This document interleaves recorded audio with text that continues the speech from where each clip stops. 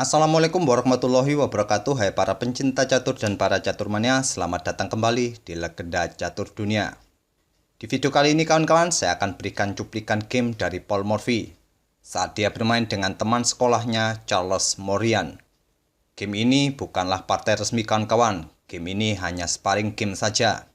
Dan dalam data permainan mereka, yang pernah mereka mainkan dari tahun 1854 sampai 1869, Charles Morian selalu di-4 oleh Paul Morphy.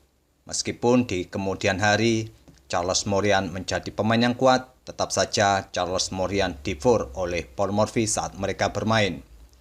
Dan di video ini kawan-kawan adalah salah satu permainan mereka di tahun 1854 di kota kelahiran Paul Morphy, New Orleans, Amerika. Oke kawan-kawan, sebelum kita lanjut ke permainannya, bagi yang suka kopi bisa disambi ngopi, diseruput kopinya biar tambah mantap suasananya. Dan di sini Charles Morian di-4 kuda dan beteng oleh Paul Morphy. Paul Morphy mengawali permainan dengan pion E4, Charles Morian membalasnya dengan pion E6, pion F4, pion D5. Kita dapati French defense dari Morian. Paul Morphy melanjutkan mendorong pionnya ke E5, menjaga agar petak pusat tetap tertutup. Kuda ke E7 lanjut Morian, kuda putih ke F3, dan Morian melanjutkan kuda ke C6.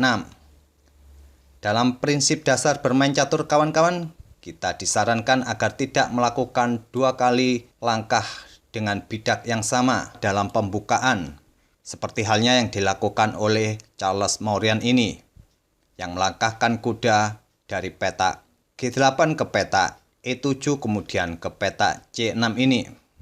Sebaiknya dalam posisi seperti ini, hitam melangkahkan pion C5, yaitu mempersiapkan kuda untuk menepati petak C6, sekaligus membuka jalan bagi menteri untuk ke petak A5 di langkah-langkah berikutnya untuk menyerang sayap menteri putih. Tapi di permainan aslinya kan kawan, Morian lebih memilih melangkahkan kudanya ke C6. Paul Morphy membalasnya dengan pion G4, terus memanfaatkan pion di sayap raja untuk mendobrak pertahanan hitam. Gajah ke E7 lanjut Morian, pion D4 lanjut Morphy, memperkuat posisi pion di petak pusat. Charles Morian pun rokade pendek. Sebetulnya kawan-kawan, di posisi seperti ini saat Paul Morphy memberikan 4 kuda serta beteng di sayap menteri, sebaiknya hitam mempertimbangkan untuk rokade panjang. Karena melihat permainan dari Paul Morphy sampai langkah ke-6 ini, terlihat Paul Morphy akan berfokus bermain di sayap raja untuk menekan pertahanan hitam. Tapi sayangnya kawan-kawan, di posisi seperti ini, hitam pun terlihat kesulitan untuk mengembangkan perwiranya di sayap menteri, sehingga Charles Morian memutuskan untuk rokade pendek. Paul Morphy melanjutkan langkahnya dengan pion C3, pion F5 lanjut Morian. Di sini Paul Morphy memukulnya dengan end pasen, gajah pukul pion, dan pion H4. Paul Morphy membuat serangan badai pion di sayap raja. Charles Morian melanjutkan langkahnya dengan kuda ke A5, memberikan ruang bagi kuda lainnya untuk menempati petak C6. Paul Morphy terus mendorong pion di sayap raja, kali ini dengan pion G5 mengancam gajah. Gajah mundur ke E7 dan pion H5 lanjut Paul Morphy, tidak mengendorkan serangan badai pionnya di sayap raja. Morian pun meresponnya dengan kuda ke D7, gajah putih ke D3 memberi tekanan pion H7, kuda hitam ke B6, menteri ke C2 membackup gajah putih untuk memberi tekanan pada pion H7. Dan Morian pun meresponnya dengan pion H6. Patut dipertimbangkan di posisi seperti ini kawan-kawan, beteng ke F5 untuk menutup diagonal bagi gajah serta menteri mengancam pion di H7. Walaupun di sini hitam mengorbankan pertukaran perwira, tapi langkah ini cukup memberikan keamanan bagi raja hitam. Dan kemungkinan dalam variasi seperti ini, putih tidak akan memutuskan untuk pukul beteng. Karena jika putih melakukan pertukaran perwira, akan semakin sulit bagi putih untuk mengembangkan permainan di langkah-langkah berikutnya. Dengan jumlah perwira yang semakin sedikit. Kita lanjut ke permainan aslinya kawan-kawan.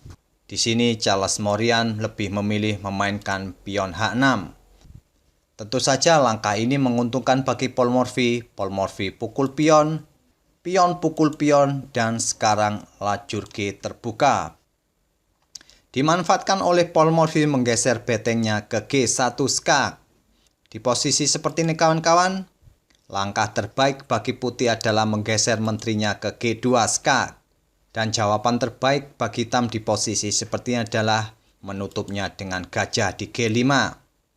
Setelah pion pukul gajah, pastinya hitam akan menghindari satu lajur dengan menteri putih untuk menghindari open skak berikutnya oleh putih.